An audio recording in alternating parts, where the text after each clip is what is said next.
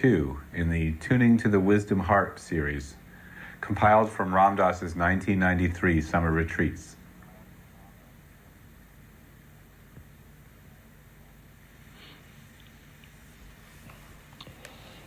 There's a very dear being who is a member of the Seva board. His name is Dr. Venkataswamy, and he's in his 70s, and he's a very,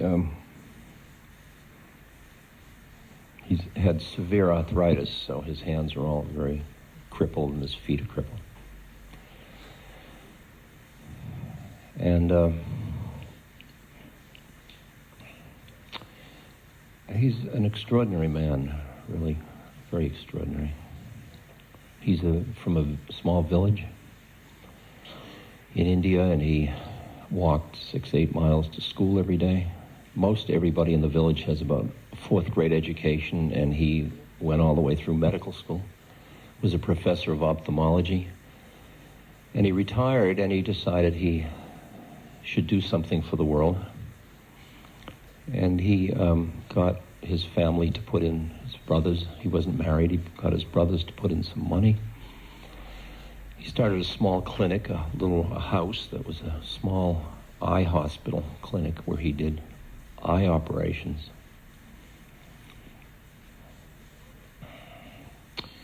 And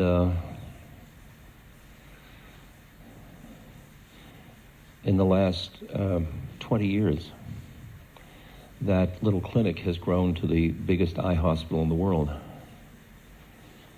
And it's in South India. And that hospital, that group of hospitals alone does, it brings back sight to over 50,000 people a year, and does millions of outpatient visits. And when you are around Dr. Venkataswamy, you feel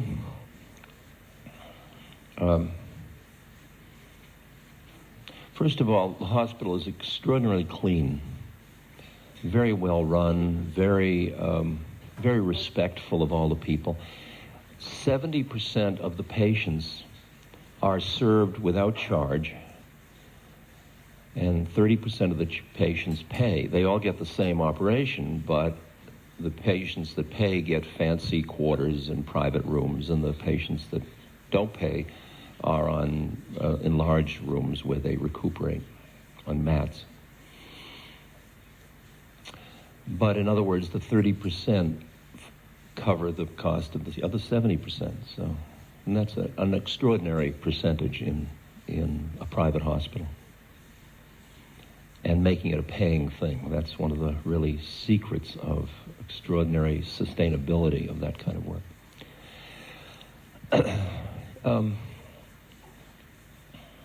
In the center of the hospital, there is a small room, which is the meditation room. And every morning at 6 o'clock, Dr. Venkataswamy arrives and walks up into the meditation room and lights incense and honors his guru, his gurus, and prays for a few minutes, and then starts his business, because all the people are lined up outside, hundreds of people waiting for eye services.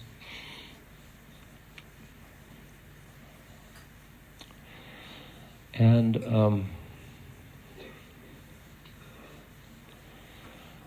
the quality of that hospital and the way in which people work in it is so disparate from almost every other hospital in India. It is so, there is such a deep quality of dedication, of service, of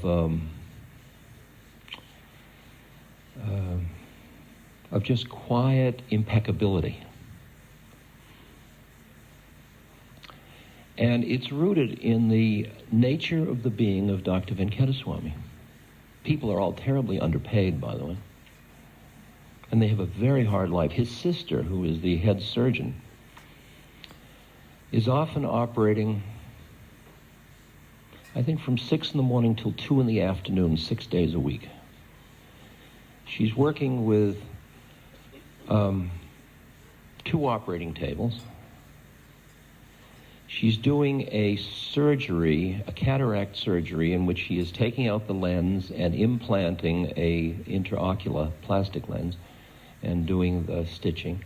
She's doing one of those about every 10 minutes.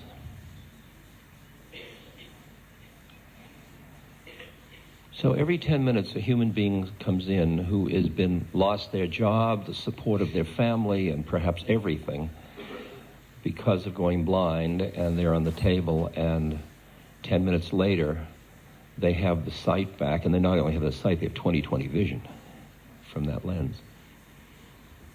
And then she moves to the other table, does it again, and then moves back, 6 days a week.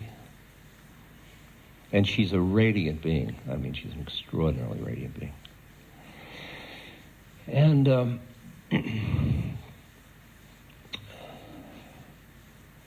trying to understand what that place is about. The secret lies in really the inner workings of Dr. Venkateswamy. Because he became, many years back, a devotee of Sri Aurobindo and the mother, who was the woman who stayed with Sri Aurobindo for many, many, many years. And when Aurobindo died, she ran the ashrams, and she was, in a way, Sri Aurobindo was a very interesting man. He was a political activist. He was imprisoned fighting in the early days against the English. And he spent a year in solitary confinement, and it turned his consciousness around. He was just a political activist. That's not just, but he was that. But he began to realize that there was a deeper process at work, and he spent the next 30 years or so being very quiet in an ashram in which many people came and were around him, and he wrote voluminously. And he just stayed in his room most of the time, and he met with the mother, and she kind of manifested the whole thing and now in Pondicherry in South India, which is an old French part of India.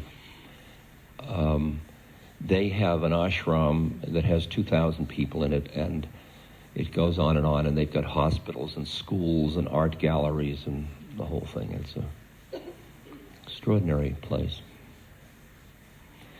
And the quality in the ashram is a lot like the quality in the hospital. In exploring Dr. V's mind, or heart, or being, one begins to have a sense of what's going on, because in Aurobindo's philosophy, the human being, at one point, is very lost in Maya, in illusion, in separateness, in the denseness of human thought. And at some point, starts to awaken and starts to enter into, in Aurobindo's terms, various levels of consciousness. The higher mind, the illumined mind, the intuitive mind, the overmind, then Satchitananda, finally the cosmic mind. These are planes of consciousness, and he's described them, from my point of view, ad nauseum. I mean, he just writes books and books and books describing these things. And he spent 25 years alone in a room, just exploring these in himself and then writing this stuff. The bookcase like this of his stuff. And a complicated writer to read, because one sentence might go a page and a half.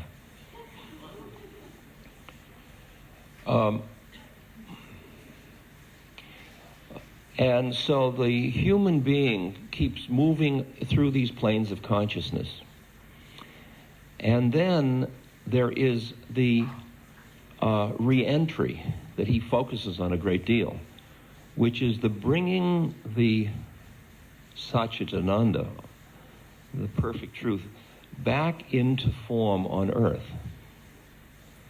And in a way, divinizing the earth, divinizing human existence, making it all, making this world, it's a lot like Tikkun Olam in the Jewish tradition. It's got that quality in it. It's not treating the earth as,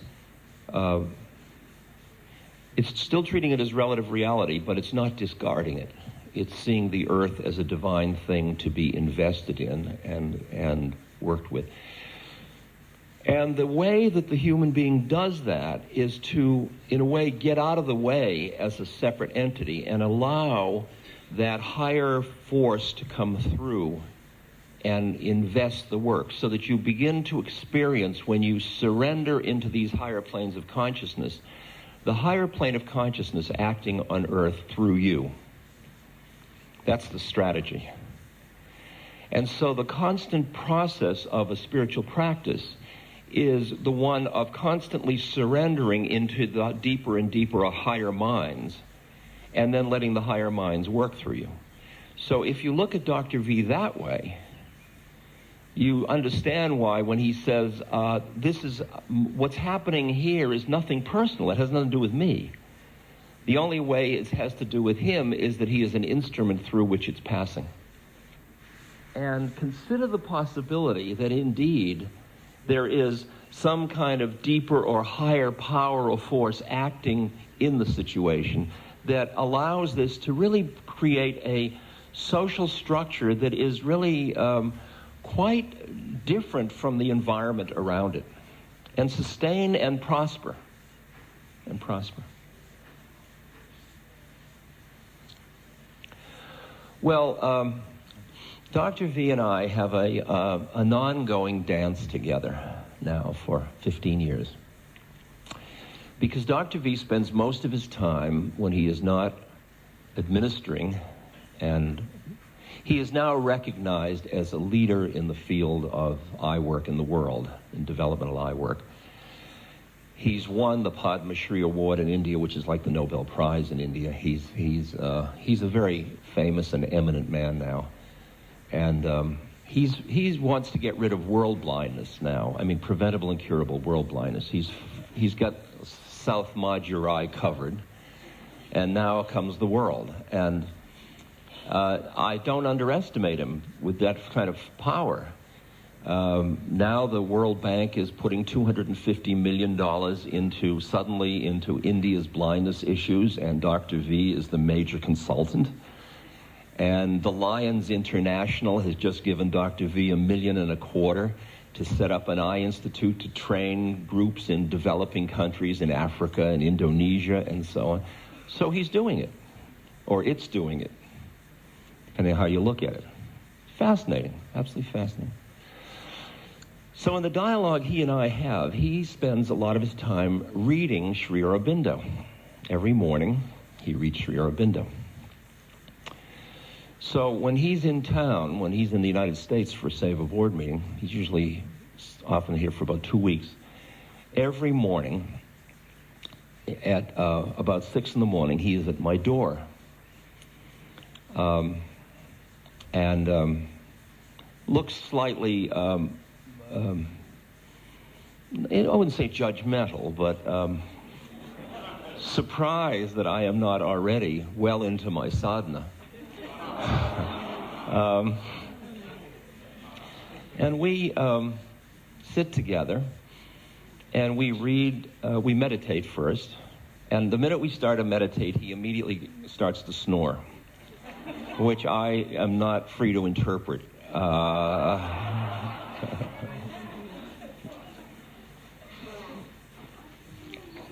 And then when we finish the meditation, when I finish my meditation, what he's doing, only he knows.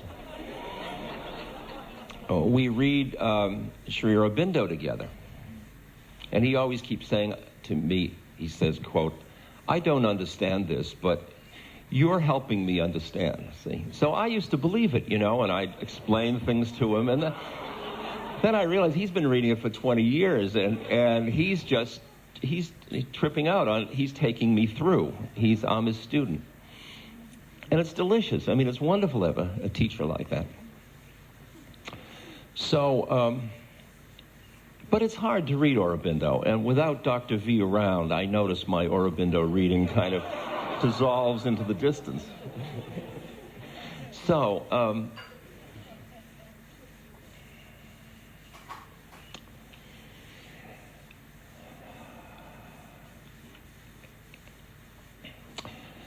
Sri Aurobindo spent the last years of his life writing what is by some people described as the longest poem in the English language.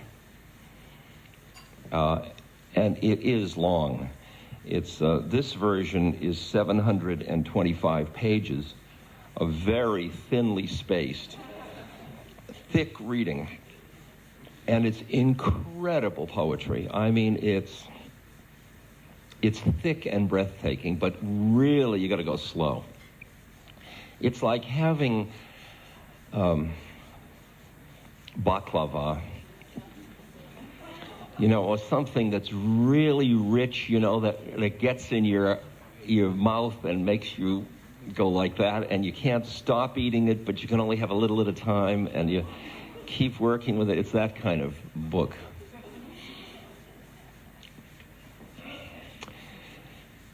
And it's an interesting story. The story itself is drawn from the Mahabharata, which is one of the great Indian texts, along with the Ramayana, which is the story of Ram and Hanuman, whose picture you have in your booklet.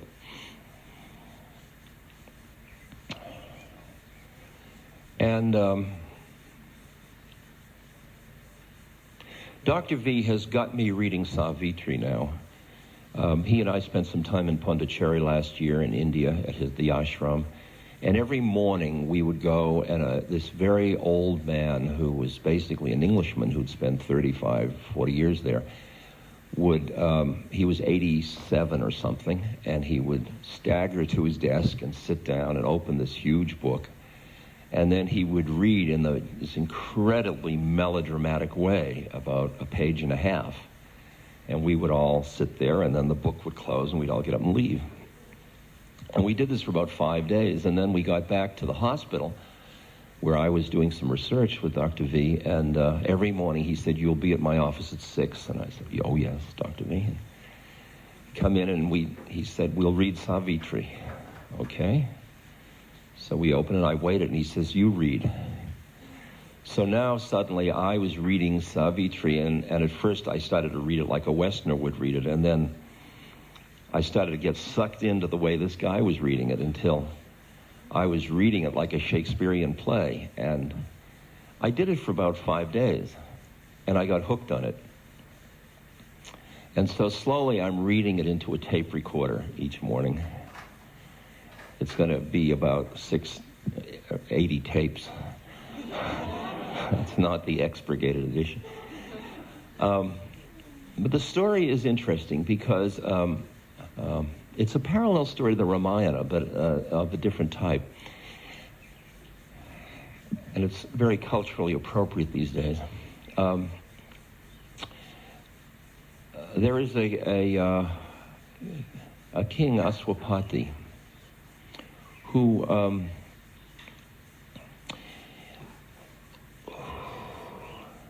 he's really symbolically, he is the human spirit. He's the spirit that comes into earth as a human being. And then he keeps doing sadhana and seeing these different planes of consciousness. And as he gets higher and higher, he gets to the point where he could merge, but it's like the Bodhisattva vow. He sees the suffering of it all, or he wants to change it or turn it. But he realizes that he as an individual, without grace, doesn't have that power to do that. The grace is the total thing coming through you. And so he does penance or practices in order to bring Savitri, who is the creatrix, the female form of that which creates the first coming into form of the universe. And she appears in a fire and says to him, "What do you want?" And he says, "I want to do this work, and I would like you to take form to help me." In other words, he's calling for the Messiah, basically. And so Savitri says, "I will come in my form. I will come as a child to you, but it's God that will take birth, in the same way as Vishnu took birth as Ram and Lakshman and Bharat and Satrughna." These are what are called avataric forms. They're beings that take birth with full consciousness, or pretty much full consciousness of their predicament. They don't have to do any sadhana. They're already enlightened. They're not working out their own personal karma. They're there for the collective karma. So Savitri is born to Aswapati, who's done all this penance and study. And Savitri is divine, but she's also taken a human form, so she's both divine and human. And that's in a way like Christ saying, "Father, why have you forsaken me?" And the other one, "Now my work is finished." I mean, these are the two levels, the Christ consciousness, the Jesus consciousness. And in a way, Savitri's got these forms. Well, Savitri grows up, and she's a very beautiful, powerful, strong woman because she's divine, but she's also in a human form. And there are no suitors that come to win her hand because she's so powerful, she intimidates everybody. So finally, her father and mother say, "You just go out and go around the countryside and find any man that you want." So she goes and she finds Satyavan, who is the son of, who's she the son of? Dayutmatsan, King Dayutmatsan, who became blind, interestingly enough, within our world, Dr. V's world. This might have been why he got interested. And he lost his kingdom because he was blind. It was taken away from him. And so he's living at a hermitage in the woods, this king, and his son is working as a woodsman. They're living very simply in the woods.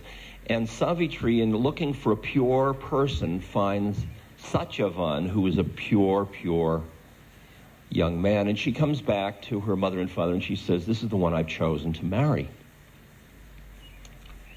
And at the time, visiting the mother and father is Narada, the sort of heavenly poet. Narada has a lot of identities, actually, but poet and kind of wise seer, often rascally.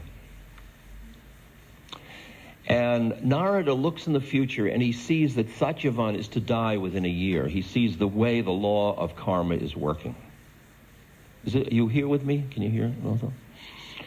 And so he says to Savitri, "Why don't you pick another guy? Because this guy's going to leave in about a year and it'll be a drag, so pick somebody else." And she says, "Look, I found a pure being, and once I've chosen, that's it." So her parents approve, so she marries Satyavan. And she goes off into the forest to live very simply as the wife of this simple person who cuts wood all day. But in her mind, and remember she's divine and human, is this awareness that Satyavan's going to die within a year. He doesn't know it, by the way. She doesn't tell him. She knows it. So her year, which is about 400 pages, is her penance, or her sadhana, her work to install herself in the fullness of her divinity in order to be able to meet Yama, or death, and wrestle with death for her lover's being, Satyavan, in a year. So it's all geared for that 1 year to get ready for that purpose. In other words, Love is going to take on death. That's basically what this game is. So it finally comes to the last days, and Satyavan wakes up that day and he says, I've got to go into the forest to hunt, to cut wood. And Savitri says, I want to go with you. And the parents say, no, Savitri, you stay home. And she says, I've just got to go. I want to see the forest. And finally, they acquiesce, and she goes off. And she's with Satyavan, and he's cutting wood. And he says, I've got this headache. And she says, lie down here. And he puts his head in her lap, and he goes to sleep. And then Yama appears to take Satyavan's soul. And a dialogue starts to ensue between Savitri and Yama. And it's extraordinary because death presents all the issues of time, and Savitri presents all the issues of timelessness. And death says, look, you two can be together but not in form. You know, just give up form. All I'm taking away is the form. You two go and merge into the formless together, and that's fine. I wouldn't stand in your way. I have no business there. And finally, Satyavan and Savitri they're always together through this whole thing, but Satyavan is asleep in it, or he's asleep into this dream sequence for him. And at this point, they are together, and they are, for another 100 pages, they are there in the world of pure truth. They're in the world of where truth, beauty, all of these things are all present, and they're just present in it in a timeless way together. I mean, it's like the great love is existing. Beautifully articulated. I mean, blah. More baklava. But then, at the very end, in the 12th chapter, they come back to Earth in order to imbue the Earth with the spirit of love, in order to delight in the game of it all. Let's see if I've got something. 367. That's in this book. This is not the exact poem because that's too thick to read aloud, but and so they're saying they come back. Savitri says, all now is changed, yet all is still the same. And these are just different quotes. We have looked upon the face of God. We have borne identity with the Supreme and known God's meaning in our mortal lives. But nothing is lost of mortal love's delight, because heaven's touch fulfills, but cancels not our earth.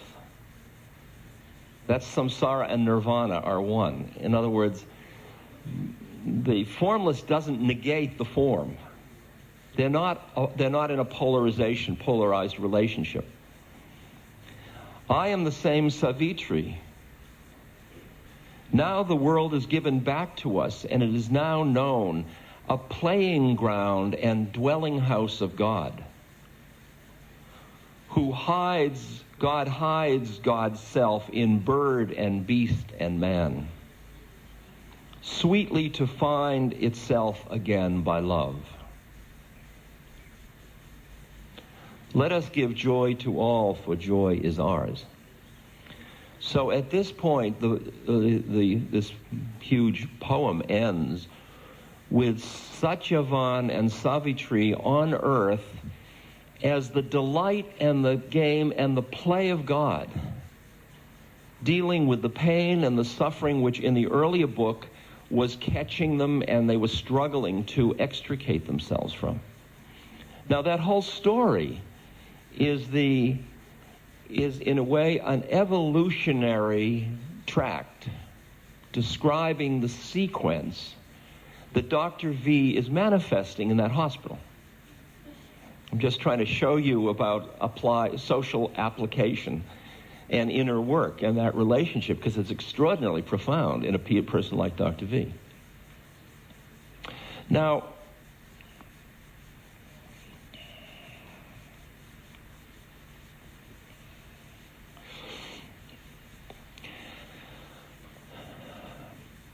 I try at times to integrate the different tracts of the different concepts of evolution and development. I was a developmental psychologist, so I think that way.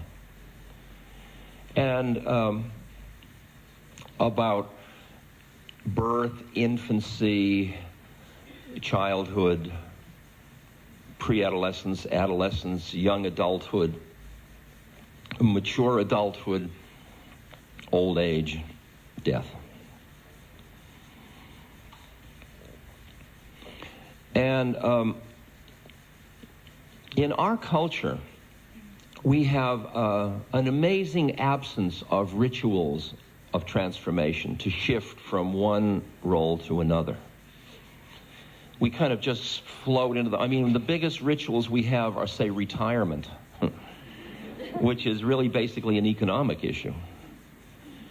We have like the bar mitzvah or the confirmation, but those, in a way, very rarely do they rise to the occasion of true ritual of transformation, because at 13 years old, a boy is maybe called a man in the bar mitzvah ceremony, but culturally, we keep people as children as long as we can to keep them out of the labor force. That's a harsh way of saying it, but...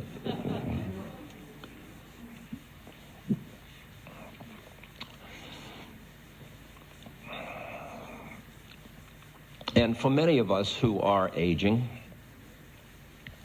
we're facing transformations which, as I said yesterday, in a culture that is youth-oriented, means that we will lose power, means that our bodies will not have as much energy, means that we have to face the non-fulfillment of many of our dreams, in which our bodies will decay.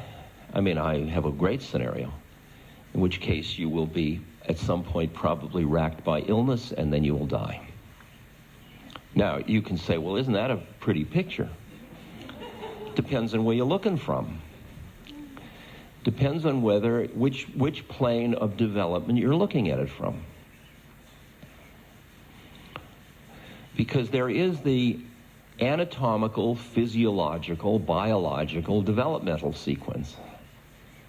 There is the growth of the brain, there's the growth of the body, there's increasing strength, there's the late teens with power and strength and all kinds of hormonal things. Then there is the evening out of that, and then there's menopause, and etc. And there's all these different changes in the biochemistry of the body, and the calcification and the lack of circulation, the ways in which the whole body changes until you, whatever. That's one level of the story of what we're going through.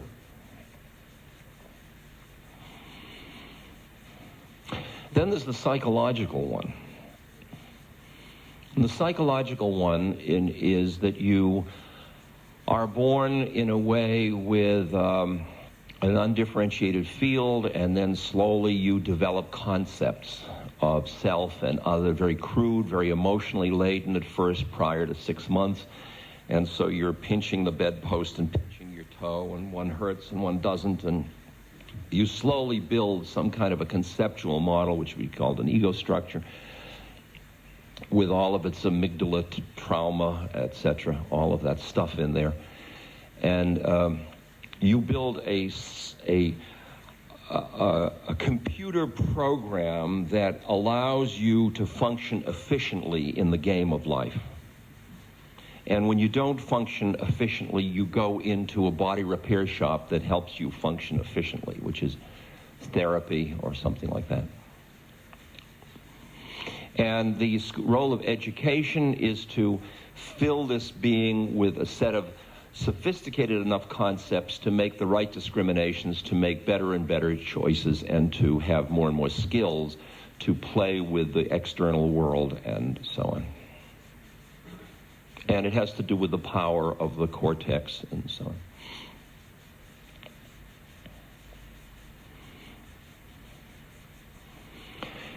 And just below that, of course, is the whole species process in which you're maturing to be able to reproduce the species. That level of game exists for us. And then you reproduce and then you die, just like bugs.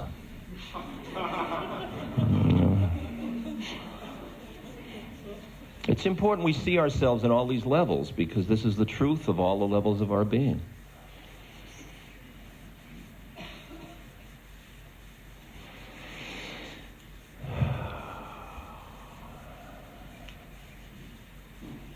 I mean, there are political, there's all kinds of other levels. I can only give you just a couple in this little time we have.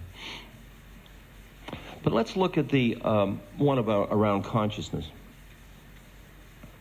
Because we, from a psychological point of view, see the infant as born, and we see this undifferentiated, non-conceptual way of being one with the universe as, we call it, lack of development from a psychological point of view. And then we try to develop the child, to socialize them, to get them so that they have this structure in their mind of who they are, who you are, how it works. So when they first time they say, "Mama," you know, it's flour and sugar time. You know, it's you get the breast immediately, boy. And there's an incredible reinforcement schedule for developing an identity of somebodyness, because the parents obviously want the child to be a functional entity in the social system. Not in that cold way, but my baby is going to be.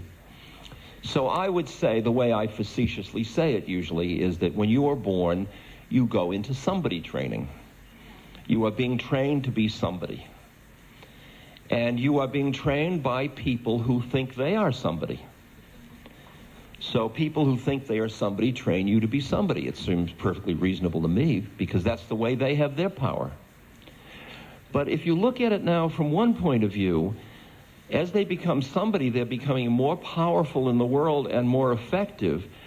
But the way that is done is usually at the price of their connection with all the rest of what they are, all the rest of the undifferentiated, all the other planes of consciousness, which were all wide open when they were born, and then get closed down because they're put in an environment where they're only reinforced for one plane of reality. And it is rare, like the Gita says, a fortunate being, a being with very good karma, is born into a family of yogis, meaning a family of a mother and a father who are not caught in their own somebodyness, and therefore could train you to be somebody without themselves being trapped in it. Therefore, their consciousness is an environment that allows you to maintain your non-somebodyness at the same time you're developing a functional somebody. Is that, you got it? Is this, because it's, okay. Oh, yes. Yeah.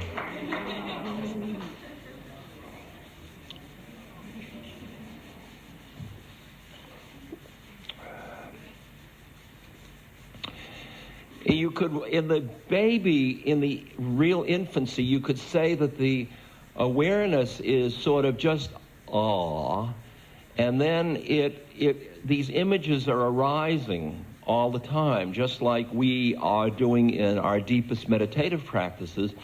And then it's some reason, which we call karma, which is a funny word, but we could work with it more deeply. I don't know that we can now, but there is the being out of this mass of phenomena fixates on a thing, on a stimulus, on a phenomena that's appearing or disappearing.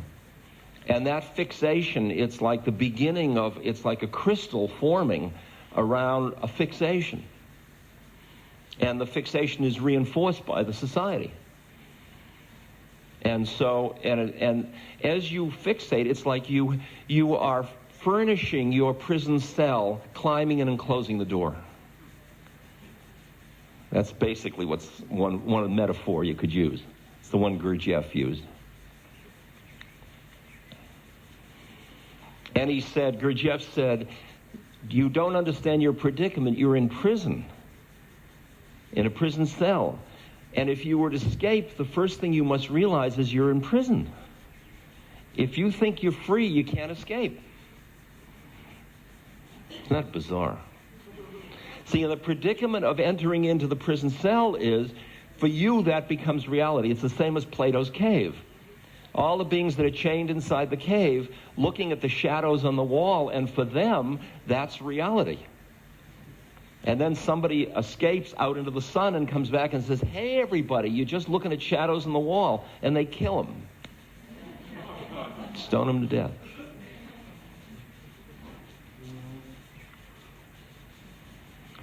So if you look at the sequence, for most of us, and there are exceptions, like Anandamayi Ma is an exception. She said, I was always the same. I came to earth, I came into form, but nothing happened. Do you see? I was married, but nothing happened. You know, I washed pots, nothing happened. I'm going to die, nothing's going to happen. In other words, that awareness didn't fixate. And yet she developed a functional thing. She was pretty good till she stopped eating. I think that's pretty functional. I wondered if I could pull it off.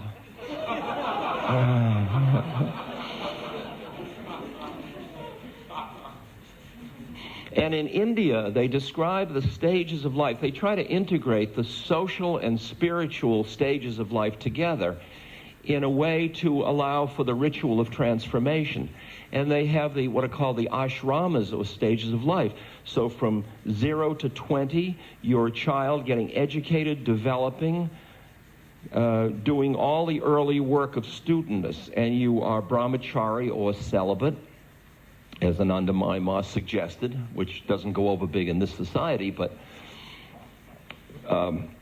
then at 20, you start basically your second ashrama or stage or home of life, and you are then a person who is in the world, who is married, who's raising family, who's making as much money as you can, doing as well as you can, within your particular structural opportunities.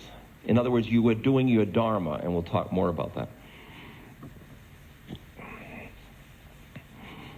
And during that time, your spirit, during the first 20 years, you don't have many spiritual practices. You go through a few ceremonies, but nothing's much is expected of you. During the second 20 years, your spiritual expression is done through financially supporting holy beings, your children, your elders. That's it. That's what your work is. And then in the third stage of life, your children are old enough to start to take over the business, because you're working within caste systems and everybody's got a fixed game. So a shoemaker has a child to become another shoemaker. The apprenticing is gone. I'm giving you just the bare form of it. So 40 years old to 60, you start to do spiritual studies, pilgrimages, just start to learn the game and start to do practices. And at 60 years old, you are a sannyas. You're free. You're free of form, you're free of family, you're free to wander, you're free to anything. You put on orange and you're free. It's taken on a different meaning in the West, but that's basically the historical meaning of it. Now, and at that point, your work basically is to prepare yourself to die and to feel the freedom of living on earth with no more responsibilities, and to serve as an elder to the rest of the system. You are the elder in the family or wherever when they get you. You are the doorway between God and Him. And the only people that don't follow this ashrama are people like Anandamayi Ma, who are pulled out of it by the power of the spiritual force, or nothing closes down. But for everybody else, this is the course of action. So you and I, if we look at our evolutionary track, we would say, well, we were born, we went into somebody training, and then because you're in this room, something happened to you along the way, late or early, and you recognized that you had been had. You recognized that you were imprisoned in a somebodyness, and that there was a hell of a lot more to the game than what you thought there was, and that maybe who you were originally, your original face, is worth looking through old picture albums for. See if you can find a photograph of your original face before you were somebody. Because you're still it. You're just busy not being it. So in a way, you're reclaiming your own legacy, your own being. So that's the part where the awakening or the beginning to open back into your being starts. But from the cultural point of view, the minute everybody was sure you were somebody, you then were taken into somebody's special training.